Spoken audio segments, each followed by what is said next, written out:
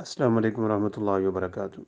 ایک بہن کا سوال اسلام 360 کے استعمال کے متعلق ہے کہ کیا وہ کرنا چاہیے یا نہیں، اور پھر اگر اس کو ہم استعمال نہیں کرتے تو اس کے مقابلے میں پھر کون سی ایسی ایپ ہے جو ہم اس کی جگہ پہ استعمال کریں جس میں ہر چیز اتھینٹک ہو۔ سیدھی سی بات اس مسئلہ میں یہ ہے کہ اللہ تعالیٰ نے اس بندے سے بہت زیادہ کام لیا ہے، اور اس نے امت مسلمہ کے لیے یہ ایک بہت بڑی آسانی پیدا کی۔ زاہد بھائی جو ہیں ان سے ہمارا رابطہ بھی ہے، رہا بھی ہے، اور ویسے بھی ابتدا میں انہوں نے الحمدللہ علماء سے مشاورت کے بعد یہ کام شروع کیا ہے۔ جب تک اس میں کتب ستہ تھیں، مستند کتابیں تھیں، مستند چیزیں تھیں، تو وہ ایپ یقیناً بہت ہی کامیاب اور کہہ لیں کہ بہت ہی مقبول ایپ تھی۔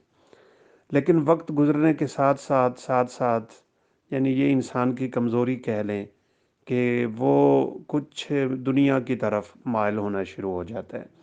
اب انہوں نے اشتہارات چلا دیے، صاف ظاہر خرچے ہوتے ہوں گے، وہ اپنی جگہ پہ یہ ساری چیزیں ہیں۔ پھر آہستہ آہستہ وہ مفت عمرہ دیا، اور وہ عمرہ مفت لینے کا جو طریقہ تھا وہ خالصتاً غیر شرعی طریقہ ہے۔ یعنی اس میں آپ نے ویڈیوز دیکھنی ہیں، وہ ویڈیوز کئی طرح کی ہیں، اور ان میں صاف ظاہر تصاویر بھی ہیں، ان میں مشہوریاں بھی ہیں، ان میں جو کچھ بھی ہے، یعنی وہ ویڈیوز دیکھ کے کمائی کرنا ہے، اور یہ جوئے کی سی کیفیت ہے، اور اس کو قرآن نے نجس کہا۔ پھر اس سے بڑھ کے انہوں نے یعنی اس کی ریکنگ بڑھانے کے لیے اور اس کا زیادہ یعنی لوگوں میں پھیلانے کے لیے مرزا علی انجینئر کی آڈیو تفسیر ڈال دی۔ اب سیدھی سی بات یہ ہے کہ وہ شخص کوئی عالم نہیں ہے، اس نے کتابیں پڑھ پڑھ کے صرف چونکہ انگلش آتی ہے، انجینئر ہے، بولنے کا فن ہے، یوٹیوب چینل پہ بیٹھ گیا اور اس نے بہت سے نوجوانوں کو گمراہ کر رکھا ہے۔ یعنی لوگ سمجھتے ہیں کہ وہ بالکل حق سچ بیان کر رہا ہے، جبکہ صحیح بات یہ ہے کہ اس کو عربی نہیں آتی، اردو کتابیں پڑھتا ہے، اردو سے ہی فائدہ اٹھاتا ہے، اور بہت سے لوگوں کے پاس ایسا اس کا آنا جانا ہے جو بہت ہی کہہ لیں کہ اسلام دشمنی والے لوگ ہیں۔ اب ایسے شخص سے کیسے انسان قرآن سیکھے جو خود باطل ایک نظریہ رکھنے والا ہے اور عالم بھی نہیں ہے؟ یہ ایک سیدھی سی بات ہے، رسول اللہ صلی اللہ علیہ وسلم نے جو فرمایا ہے کہ تم مجھ سے سنو گے، پھر تم سے سنا جائے گا، پھر تم سے سننے والوں سے سنا جائے گا، تسمعون منی ثم یسمع منکم ثم یسمع منہم۔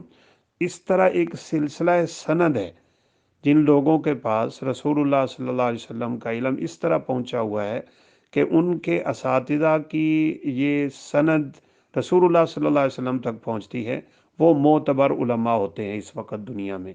4 حرف کتابوں کے پڑھ کے علماء کہا کرتے تھے لا یؤخذ العلم من الکتابیین، یہ جو کتابوں کے عالم ہوتے ہیں نا، ان سے علم نہ پڑھا کریں، جنہوں نے اپنے اساتذہ سے سیکھا ہے۔ اساتذہ کا سلسلہ بڑا مبارک سلسلہ ہے، جو رسول اللہ صلی اللہ علیہ وسلم تک جاتا ہے، پھر جبریل امین تک جاتا ہے، پھر اللہ رب العالمین تک جاتا ہے۔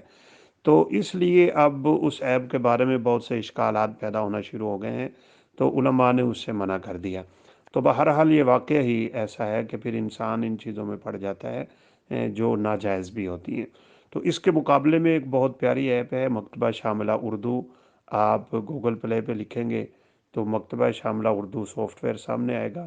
وہ ہمارے بڑے ہی معتبر بھائیوں کا بنایا ہوا ہے، ہمارے ادارے اس میں الحمدللہ شامل ہیں۔ ہم مدینہ یونیورسٹی سے جب فارغ ہوئے تو ہمارے بہت سے بھائی اکٹھے کراچی سے فارغ ہوئے، المدینہ اسلامک ریسرچ سینٹر والے۔ پھر یہ ہمارا ایک طویل قدیم ادارہ ہے محدث لائبریری والا، وہ بھی اس میں ہے۔ زبیر علی زئی صاحب رحمہ اللہ کا ادارہ القرآن و سنہ، وہ بھی اس میں ہے۔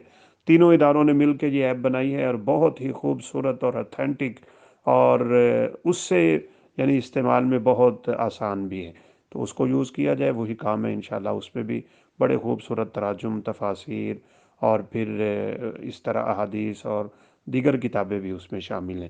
تو اللہ رب العزت ہمیں فتنوں سے بچائے اور خالص قرآن و سنت کی تعلیم اور ترویج کی ہمیں توفیق نصیب فرمائے۔ واللہ اعلم۔ السلام علیکم ورحمۃ اللہ وبرکاتہ۔